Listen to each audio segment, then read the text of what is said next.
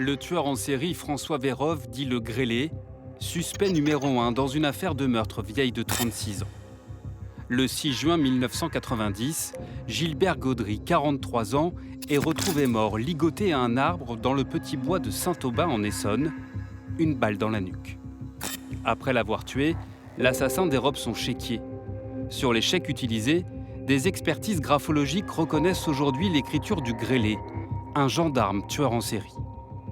L'enquête sur ce meurtre est rouverte en 2024 grâce à l'opiniâtreté d'un enquêteur de l'Aube, à la retraite. Bonjour, bonjour. Claude Félix est le gendarme qui découvre la victime dans le bois en 1990. Il y a 2 ans, après avoir vu un reportage, il fait le rapprochement entre le corps retrouvé en Essonne et le tueur en série et contacte la juge en charge du dossier au pôle Cold Case de Nanterre. Elle a récupéré la procédure un vendredi. Et dès le lundi, elle m'a appelé, elle m'a dit: «J'ai passé le week-end dans la procédure et je suis comme vous, je suis persuadé que c'est ça». Donc elle me dit: «Je demande la réouverture de l'affaire». L'enquête d'une vie pour Claude Félix, quasiment enfin résolue.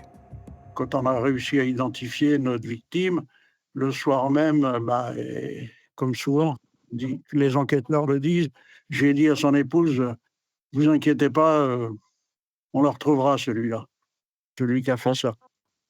Et j'avais fait une promesse, et la promesse que font tous les enquêteurs dans les cas comme ça.